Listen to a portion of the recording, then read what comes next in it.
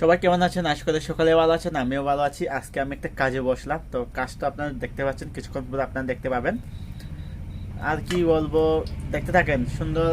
আজকের ভিডিওটা হচ্ছে একটু লম্বা হতে পারে, তারপরেও ভিডিওতে একটা লজিক আছে। কিভাবে বানাই ওইটা শেখাবো, আবার কিভাবে খাই ওইটাও দেখাবো, আর কিভাবে বাজার করতে হয় ওইটাও দেখাবো। So follow me. এই যে আপনারা সবাই দেখতে পাচ্ছেন, এখানে অলরেডি কয়টা, 1 piece 2 piece 4 piece 5 piece already করা শেষ। তো এখানে পাতিলে গরম করা আছে তেল, তো ওইটা পাতিলের ভিতরে দেবো অ্যান্ড চিল খাবো।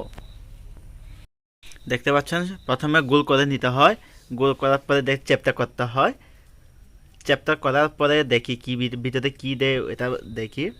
তারপরে এই যে নারকেল, যেটা চিনি দিয়ে ভাজা করা, ওইটা ভিতরে দিয়ে তারপরে ডাকনা দিতে হয়। আবার চ্যাপটাকে ভালো করে ফিটিং করতে হয় যাতে ফেটে না যায়। তো এটা তারপরে এখানে কড়াই দেব। তো কড়াই দেব। সো আপনারা দেখতে পাচ্ছেন, প্রথমে প্রথমে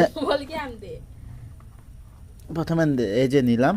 নেওয়ার পরে এই যে কড়াইয়ের ভিতরে ছেড়ে দিলাম। তেলটা আর একটু গরম হওয়া দরকার ছিল, অল্প একটু গরম। তো যাই হোক, চলবে। তো এভাবে দিতে হয়, এক পিস এক পিস করে সুন্দর করে দিতে হয়, না হলে আবার নিজে গায়ে পড়তে পারে।